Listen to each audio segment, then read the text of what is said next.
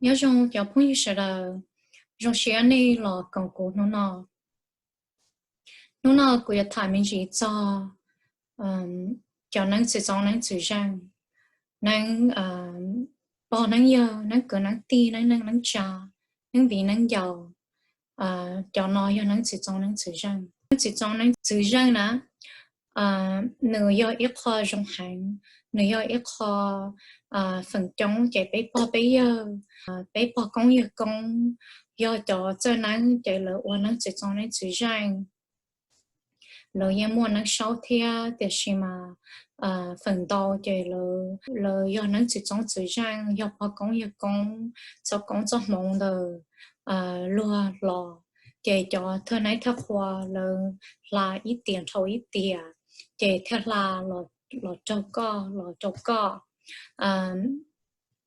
bé chọn mong chạy bé răng hay tiền do nắng lò cho do thưa này thưa khoa lò cho co để cụ bỏ giờ cụ bỏ tiền nữa do ít khó nữa mỗi khó genetic trait and passed down from people công nghiệp công people bây giờ nữa thia là tàu thầu là tàu bé thia nữa mỗi khó genetic component nữa mỗi ít khó spiritual component so nữa như ở khó thế gì năng chỉ cho nên chỉ riêng họ trong lịch cả năng chỉ cho theo năng chỉ riêng để lời sĩ chữ năng lời sĩ đồ năng lời ý sĩ xuất xe giả lời sĩ chữ năng thia tu chỉ năng thầu nữ quan tây nữ yêu sở năng nữ mò mông khang nữ cho cái mò kinh khang đời năng đời nữ yêu ít cho cái mò kinh khang như lo cơ như ở trong nữ tua ý ở Chile nữ thiết sẽ tổ năng thổ cho lầu cho món năng rồi thiết sẽ tổ năng là chỉ mò giống như đi cho ta chỉ nó mua có chỉ mua ý chạy năng sư có mua ý ở chạy năng có mua khó spiritual aura được có cho năng lò ba có nè chạy có thiết chỉ mò năng xa nhà vì do có mua lời chạy nắng lòn đỏ có chạy lời họ ora nữ thái tổ con nè chạy thành gì mù cho nắng chỉ cho nắng chỉ riêng nó lời nhưng do sân thấu u lời lòn và số gì lò lời do chạy nắng thầu sĩ cho cá dây cho cá số là sĩ mua năng cái này cái dài bỏ cho cá là trong địa tệ còn nó cũng chẳng để mua tiền để sĩ họ bị chỉ bao giờ hay tiền bị chỉ bao hay tiền thơ đó su nữa đó sĩ do vì lý do sĩ họ sợ tổn năng thế sĩ nếu bây giờ ít tu normal human being lo lúc sĩ hở nó nếu nên đến thâu là lo đó lúc chạy lúc nhung nó nè nếu chỉ trong này ta chỉ nó lúc điện tế lúc du nó nhớ kỹ cha lúc du nếu chỉ trong này nó có tài tu lúc du lúc nhớ phải kỹ để lúc cho cái trái lúc cho chú chi lúc cho công mong bỏ trong điện tế để nếu chỉ bé hai này mong sư nếu mua là hai năng do có mua xả lò có mua sai nè nếu mua across different cultures có ý là cho folk tales cho folklores nếu là khi tao đâu bé hay thì cho chỉ trong trang hay thì có mua tổ trong này nó cho có mua tổ trong này nó lỡ họ có căn bộ này nó cho họ lỡ họ có mua có ability bộ này nó có supernatural superhuman ability nè we see that across different cultures so nơi cổ tục khác của sai thì do hệ thì bây giờ mua có occurrence nó nè đời ý hay năng sự cái tế rồi ya bé là hay là sự để xem mà vì ya có look across different cultures có look at look at folklores cho folk tales nè có ya bỏ hay thì Chả nếu mua cho incredible stories đó là across different cultures that are far removed from each other, that are non-related to each other. Lo chả là mua cho nó nên hai đi nọ. Ấy do nên nó gọi là mua trắng hay thì chân thầu nó. Vì lúc xí hờ chân thầu nó hundreds, thousands of years ago. Thầu luôn tu nhục hóa chỉ luôn đẹp tế nó. Tế dồ nó, there could be a possibility hay thì luôn tu nhắc cái đẹp tế nên đẹp tế lỡ cháu bế ta xí nó. Tế dồ lúc xí hờ nờ nó, lỡ mua có mua mong, lỡ mua sống mong bè, thế lỡ mua chú mua chi lo cha. Over the course of time, cái tế dồ lỡ chỉ cho xí lỡ cho abilities, lỡ chỉ cho xí lưu, lỡ chỉ cho mua xí một đồ cho cái rong, cái tế dồ luôn tu họ trộn chỉ cho lỡ lỡ thế, họ cho chú cho chi, sợ lỡ thế li tỏ cá nó, bế thế chỉ một chú một chi lỡ. So that's my belief. So she ti chaka she themwa muốn nữ cho chứ nói có chaka trong nhiệt tế cái lúc she hờ nó nữ chỉ yo hay thì inu anu sư thổ nữ của tổ khanh của xã sinh ạ lúc she hờ she ti chaka na cái ý ali nữ nữ yo li in an instant để she mà cho bé cho nên nhiệt tế na thôn bé tu pi long na bé tu pi long bé tu bông chú bông chỉ bé tu bông mong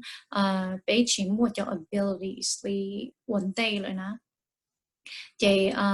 chỉ mua bỏ cho cả trong nhiệt tế chị con này họ bé tàu khởi chơi bé tàu xài chị bé theo li bé cho tàu cá đó cho hai năng tàu cá lỡ theo li mua khó chụp kỹ nữa cái này cái gì nữa cho lo xí rồi sư that's all that is left of an earlier period in which people had more superhuman abilities, people had more superpowers, and there was a time before that where the world was different. Heaven was closer to earth, and God allowed people to have these special skills.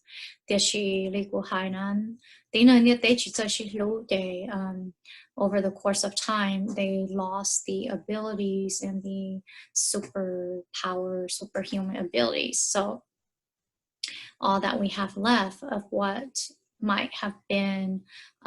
common skills, common traits back then are what we have now as, the gifts of a shaman. So, khana kuchua hai tatsaminji hatia ntsis na ma nu so ke ka tsu ke ki yo lo na shi lo ke to ka no ke bé thưa mua cho cái này cái gì nó cho là sĩ khó ya chăng cho yên tu lần từ sẽ đỡ sẽ khổ sẽ rong để luôn luôn theo cho cái này cái gì là trong nơi còn nơi bài khó ya chăng cho yên tu vì lý nó cái có origin of vì lý cha bé thưa cho này là nè giờ cho là khó tu khó kỳ và nếu khó gì khó cứ khó ti really not the integrity of shamanism. Yeah, basically keep call integrity na. They show there's on the chat your bomo, they cha, beijing mo no beijing your chipao, beijing mo sa to get got to get you no la. So nang to zone to jang no ha jong li ja, to go on nang no ha jong li ja, to ji nang no ha jo li ja. The cô bé mình chỉ chắc cuốn đây thầu cô sợ nắng thầu cô này khó sợ nắng thì cô cho nắng lo sợ thì cô chỉ bỏ ý à lý thầu của này họ mà cô cho bảo cho hay để cô muốn năng chỉ trong năng chỉ rằng sự vì lúc xí hơn nữa để cô chỉ tao bảo thế chỉ tao bảo cho hay để người mua ý giả năng找luôn nữa nè lúc xí hơn nữa để cô tôi xí phương nữa ý mua năng sau thế để cô cho bỏ cho năng hay để cho năng nữa mua linh nó cho linh nó sẽ bây giờ để nữa cô tôi khai cô tôi xí phương nữa cho hai đứa cô hay để cô cho năng nữa cho năng chỉ trong năng chỉ rằng cô cho năng để cho cô cho chân mình chỉ cô cho khó hậu ba hậu chế mình chỉ thôi cô想来签了呢để cô I was able to connect with my năng sáu năng tu năng phát triển phát triển tu trong này có số connect cho cô so it was in the middle of me doing ý thản năng nè so everything before that cô năng bỏ chi lo chỉ bỏ chi li okay and then during this particular thản năng that cô wanna and it's not even a thản năng because basically what it is that I was just doing my usual chỉ chang lo su chỉ bỏ cá or chỉ bỏ cá sai chỉ bỏ chi okay but during this instance all of a sudden it was like oh my gosh it was just so amazing it was just a very amazing moment where my guys just broke through they just came through and they were so excited and they were so like it was like an awakening I thought it was going to be the same old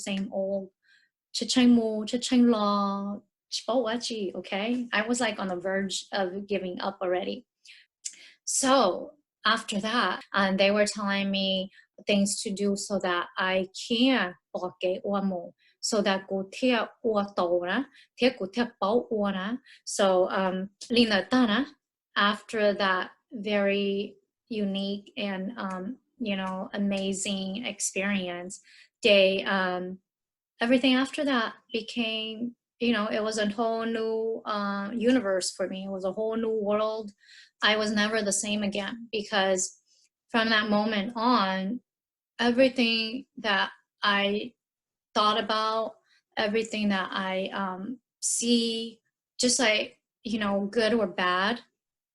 it just changed like my whole world my whole existence after a while it was like who was I don't even remember who I was anymore because what you go through and what you experience it's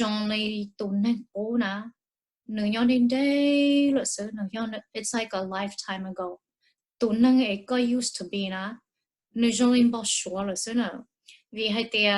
you have everything crashing down on you and yet at the same time you feel like your eyes have opened okay so there's like so much information coming to you at the same time there is also so much imbalance and so much stability yet unstableness so it's chaotic it becomes a very chaotic moment that moment where your guides break through and they rise up and they are able to communicate with you. What happened after that? How is this related to ntsis on ntsis? Vì hay tia của môn năng sống đầu cha na, của môn năng tu theo năng phát triển phát triển tu đầu cha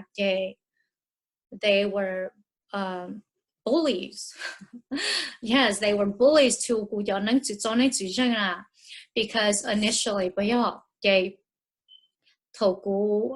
quan na thầu cú nên theo muốn nên theo lo watch thought chị na chọn lời yêu cú chọn năng chữ chọn năng chữ răng na okay cú cho chữ na cú cho chữ cú yi try very hard okay để xem mà rồi nương nhon nữa chị cú chỉ bỏ cái na để lúc xí hở cú cho năng xấu lên người lo kia na lên người lo kia là tuần giao tuần lô là khét chúc khét chi là khét you know có you bỏ qua để lần hai kia they spoke out là hai tia có chỉ cho kê cho năng chỉ trong năng chỉ rằng nó they will they will push off okay, they are bullies, they are, I mean, like they don't get along, okay, do hay tiệt có mua ó chạy nắng vậy có chỗ nắng you chỉ get along, yeah, okay, có mua ó bé chạy nắng rồi you chỉ get along. It's over time that it's an adjustment period and they learn to get along with each other, but they want to be better, so that's why bé cho chị nắng nè nữ mua ít cho lộc hơn, they like to bash on each other, all the bashing that might be going on, they're influenced by their spiritual guides, okay, so their spiritual guides nó mà lỡ như cả thằng chỉ cho theo cái lỡ như sai they want you to embrace them, and so do hay để có mua ó cái năng có họ có họ embrace ít cái có họ chỉ cho cái tỏ na they don't know, you know, just like a bully. I mean, they behave like a bully. They will be pushy and, you know, mỗi cho tỏ chỉ bố là hay luôn à. They có chỉ nói là hay luôn vậy, có chỉ chỉ nhỏ có, you know, like you just kind of neglect them. And so my spiritual guides did do that. And so có lần nè là gì okay, so bé cho chị nói mà bé cho nè cho gì là bé lâu cho bé mi tu mi nhỏ, okay, so có yêu chủ bảo hại là có yêu chủ ở trong hại cho là có hại thì là mông nè, có ở trong hại thì là yên mông, giờ hại thì là tận nhau mình chỉ nè, là you just like a parent, you have to know how to set an example and you have to know how to settle things between them, okay. So thổ cú ở lên nói cái cú cho nó chỉ cho nó chỉ cho nó cái lớn như hai tia cho nó ý là đi thổ có mỗi trái những chuyện chua nè có mỗi sáng món đó cho có cho nó nè yêu có chịu ở trong là có cho nó chỉ cho nó they don't get any because the talkative ones, they're just bossy, okay? They're just bossy. And so they will kind of like, I mean, just like a bully, they will block the others and not let them have any, okay? So that's why they need their own separate, you know, lúc tài một lòng, lúc tài nhà vô nhà lúc tài nhà vô nhà cho kỹ ba mong, nhà vô nhà tù Qhia, nhà vua nhà có nhà đây, so you mỗi cho đây cho cái là you chủ mỗi có even number nữa, you có mua li all, like if you have multiples, so you have to make sure that you know you có mua like you have even numbers so that you are dividing them equally. So like I have 8 and so 4 and 4, okay, and so thầu có yêu chủ bỏ hay thì cú yêu tô u li ta cú cho nắng na lo thiết sĩ hậu. Okay, it just takes you being a parent and you treating them like you would your own kids and teaching them to get along. Okay, khó用语唱啊. Okay, I will tell you guys the easiest method to get them to get along, okay? The easiest method để có cho lời xá lần đầu mình chỉ, okay? Có muốn như thế chẳng là có lời xá lần đầu cho có cho thân anh thật qua để có thể thì có sự đời dùng những用chua bây giờ ít bơ bây còn ít lần nè bây còn ít lần gì nay học của tôi nay học của kỳ sự đời lo nhau số thay nhau số thành sự đời lo thi chu thi kỳ bây giờ khỏi ya chính tự nhân tu nói ya bây giờ cá nói bây giờ cái bây chỉ sĩ chạy thôi này bây chỉ chạy thôi khoa bây chỉ dẹp bản sang bây chỉ dẹp bản mùa bây chỉ họ ít bơ sư bây còn ít lần nè sư sự đời luôn ntsis nó chỉ có hai nó cho lỡ chỉ có hai tia cũng mới khỏi như chia sẻ nó trong này nó trong nó nem lùng lù nó chỉ công múa đâu lỡ chỉ they should be good after that, okay. Thầu của nè khoa show này oh my gosh, I had to have 2 altars, but yeah, I have an extra altar here that used to be my other altar. I used to have 2. So I had to oil luta for cụ cho nắng chỉ cho nắng chỉ rằng cái luta cho cụ cho nắng show cái oh my gosh you know cho cái pa mong lo cho lo aluta thổ có lòng tờ na lo có lòng tàu aluta okay it was kind of like for me you know you take a lot of work not aluta sima thổ của lòng ta na in nu thia lota chia tàu thế she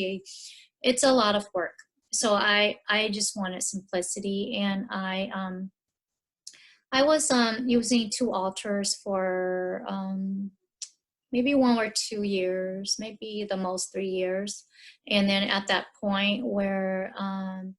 I thought that, you know, let me try to see if I don't know,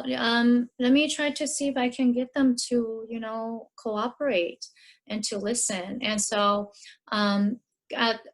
at this point, they could hear hai cho của cho năng này thì có sự bé lọ còn lúc thay luôn sang sư, you know, kind of like what I said earlier. They I wasn't sure because they were kind of refusing, and so they của cho năng lọ hai thì lọ chỉ cả nhiều xứ nó they you know go tell and you have to know how to negotiate with them, and I was able to, you know, accomplish that task. And so my guides nang si trong nang tu jang nang show nang do nang phát nang do everyone showed along your ilu thala so they made sure that I have to divide everything equally. Okay, so it's a hai có chạy nang tu na có mua chống cha na có mua tàu cha có mua ý chạy nang chơi rồi na law, you need to dismiss that. You need to treat them as equals. Okay, có li nói vậy có anh này mu có thể validate tan thọ có chỗ này na. It doesn't matter hay có muốn tàu một chơi có yêu chu embrace whatever you have. Okay, cái có anh mu vậy có thể chơi na. Họ yêu hay có bỏ hay cha cụ cho này nó cho nó lỡ trong này lỡ bỏ cái ô đó nè, họ cho nó trong này cha lỡ chỉ cho Qhia cụ nè, họ lỡ chỉ cho Qhia con nữa chỉ hay lỡ chỉ bỏ, okay, con nữa chỉ cho Qhia con nè. It's just that their method of communicating with you is different, okay. So you need to embrace whatever guides you have. You treat them the same, just like you would your own children. Okay, your own part near your king too.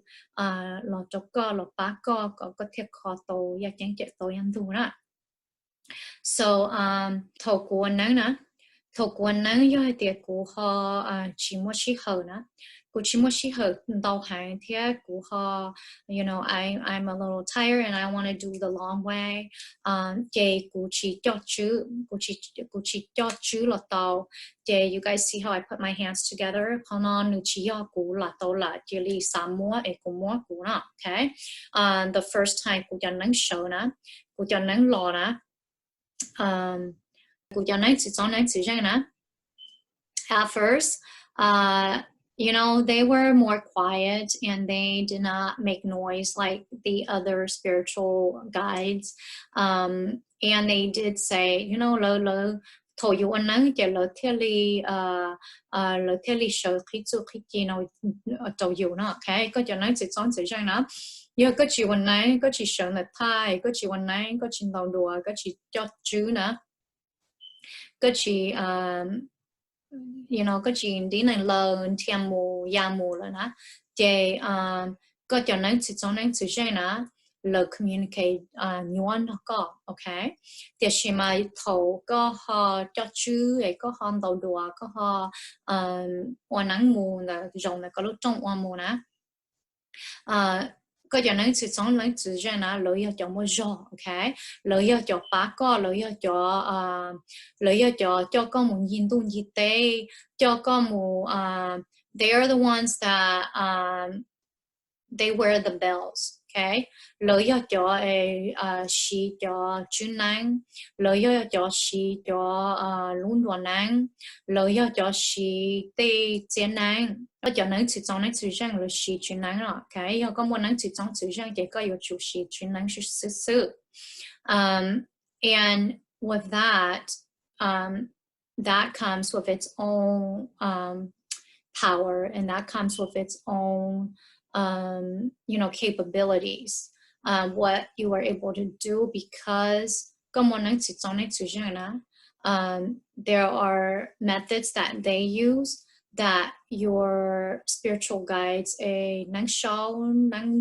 other kinds, that they won't use those methods. And so that's why có muốn năng chỉ cho năng chỉ rằng có muốn năng sáu có muốn năng tu có muốn năng thằng xã có muốn năng lý trả lọt tàu sợ đâu nè they are all worthy, they are all like you need to embrace all of them cho năng chia nè cô sa de cô tu sư phụ nửa muốn năng sáu cô sa muốn năng sáu I want to be like her. Nang chỉ cho nên chỉ rằng lời những sai dạy that they do it in a different way. Lời sai dạy using a different method. Nang chỉ cho nên chỉ rằng lời những mua lời khó chúc chi. Okay, lời khó chúc chi nó như rồi rong. Nang sau là nửa mua lời khó chúc chi như rồi rong. Okay, nang tư là nhiều mua nhiều khó chúc chi như rồi rong. One is like a specialty. Giờ có mua ở bây giờ năng nè, trên nữ encompass đào cha nè, là ô đào cha, có cho cái chú các chị cái kho năng là có yêu bảo kho, có yêu bảo sĩ đào methods cha nè, có chỉ ý giờ nó chỉ work là có chỉ đào ta nó chỉ mua là lúc chỉ gì nó chỉ mua là cho học cái là kho cho có, giờ hay để có chỉ có mua ý cái năng xí nè. Có mỗi cái năng sư để có sĩ có comment có cho năng đó sĩ na để có you might try a few things ta để yêu để nửa bát tàu cho nên là có ta chú ý để có chỉ bảo để yêu lý chân gì là na okay. And so we are limited by what we do have, okay, and that's why I said that it doesn't matter embrace all of them. Each comes with its own special uniqueness. Each comes with its own special ability. Each comes with its own special methods that they will teach you. But you will need to embrace all of them. If you don't, it's just like so no có chỉ cho lui tu ya chỉ cho cái có chỉ cho lui tu để ya rồi nữa nữa tu share rồi có để nữa chỉ Qhia nữa chỉ ý nữa chỉ open up cho con okay. So your spiritual guides are like that. You hay để có chỉ cho like you don't want to you chỉ cho appreciate na. You appreciate you eat năng na over the course of time là tôi share rồi you là chỉ khía chú khía chi rồi you là okay eventually they will return to where they came from, okay. And so what I find for myself is that you quan năng kho thì cũng always cho chữ nè, quan năng kho thì cũng cho chữ, cũng chỉ sĩ chia nè, năng chỉ trong thế năng chỉ rằng lời sĩ chia, the reason cũng chỉ sĩ chia nè, yêu hay thì cũng muốn năng chỉ trong thế năng chỉ rằng thế nè, thì cũng sĩ chia nè, the reason cũng chỉ sĩ chia nè is because cũng cho năng số nè, they refuse to use animals, so cũng cho năng chỉ trong thế năng chỉ rằng lời hay thì bé sĩ chia bé sĩ to live animal, bé cho mù calling nó, okay, thì sĩ mà vì cũng cho năng số nè, lời mua rõ cha in terms of hay thì lời mua chống cha nè bây giờ, lời mua chống cha thì có consensus nè, để lời dân in that bé chống cha để bé vote to not use it, okay, họ cho năng chỉ cho năng chỉ rằng nè, để lời mua chơi rồi. lỡ một chơi rồi chị lỡ hay tiệt bé thứ gì chia này cho nên họ chỉ cả gì chia mà chị cho năng số lỡ hay tiệt bé gì chia do hay tiệt bé chỉ gì chia chỉ tàu chị bé thế gì nữa do hay tiệt bé chỉ chia tàu nè chị bé chỉ số gì nên thứ gì ta yêu chủ ôn nó này chị bé bán này nên chỉ số gì chia bé mà khi trong này bé sửa rồi gì ít số cái thì gì mà nên số gì chia nữa nó chị làm mong chị lo hay tiệt ok do hay tiệt nên họ bắt đầu bé đi con á lo bé mà số gì chia bé mà số yêu bé này gì chia nay your chupa ko to yolina so you know like this is just an example okay let's say compromise Teshima whether your guides will compromise with each other or not depends on who you are too shake up your itunang a more understanding go itunang a compromise style okay go itunang a hello compromising to others okay if it makes sense like I said I'm a very strong-willed person and I also am a person who if I believe in something as far as like my values my core values my principles I will not go along with somebody who is doing something that I am against or that I don't believe in. Okay, so anyone, friends, whoever, if they are like wanting me to do something or they are doing something that I feel is wrong, they cannot convince me to like, you know, to say it's okay or to support them in what they're doing. So I stand for what's right in my heart, what I feel is right. And so I feel like that influences me as a shaman as well. And it like whatever trait you have when you display however you are, got your traits now, it's seen in your spiritual guides because they are a part of you. Okay, essentially they are a part of you and they share some of your traits. So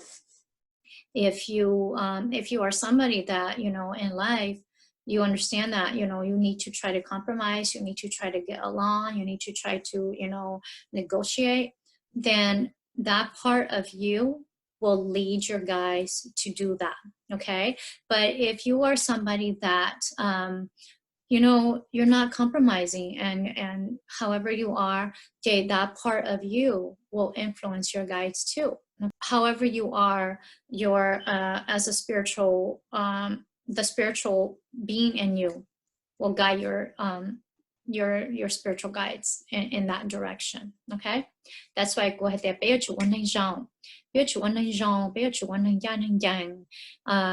yang mà nhớ cơn gạo lì bây giờ sai để bây giờ one yang là tôi yang tàu lì họ bây giờ là lo bây giờ chỉ yang cảnh nữ yên chẳng always mua từ thuốc bé, nữ yên always mua từ you know câu ở trong chỉ mua lần từ bỏ thì chỉ mà câu ở ít khó mềm mềm á, ấy xấu rồi ít khó mềm mềm mistakes mà já cho li câu ở ít bad person là. Okay, so that's why it's really important to try to stand for what you believe in, and that will be of importance in who you become. Okay, as a spiritual healer and on your spiritual journey too. So bây chỉ so chỉ thua vì hay địa nhiều mua nhiều có purpose, nhiều mua nhiều có kế hoạch, nhiều mua nhiều có chủ题. Okay,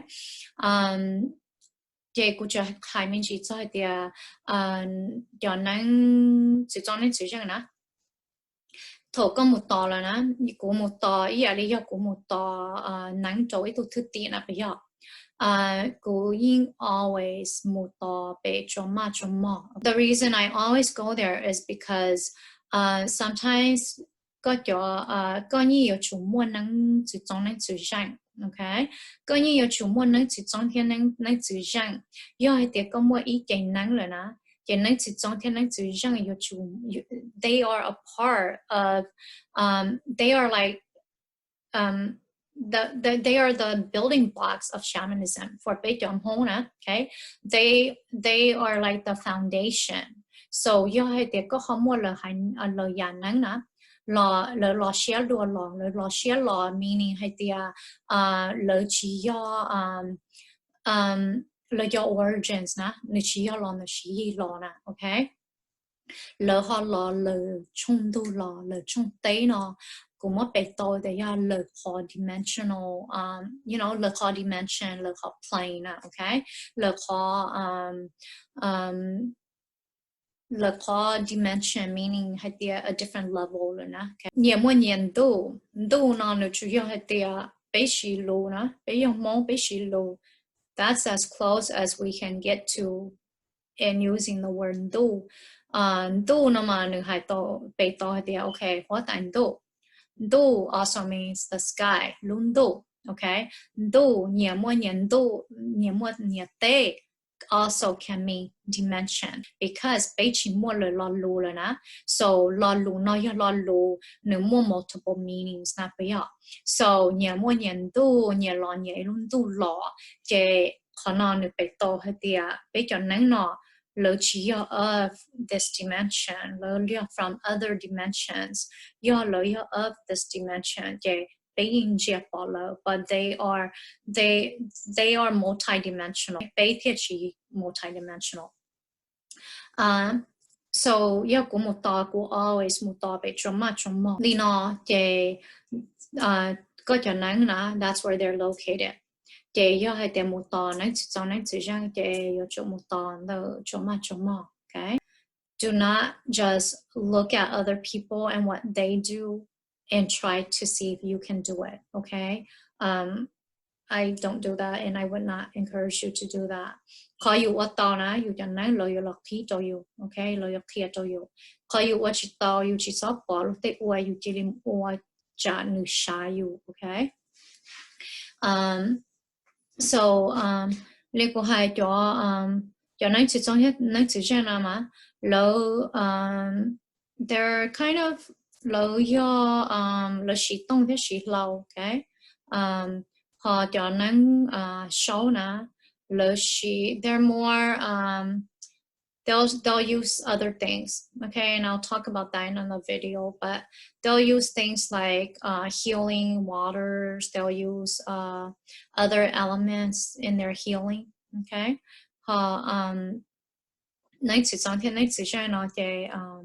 they use a lot of the metals which are in their healings. I will see you guys next time and thank you for listening. Please do like and subscribe to my YouTube channel.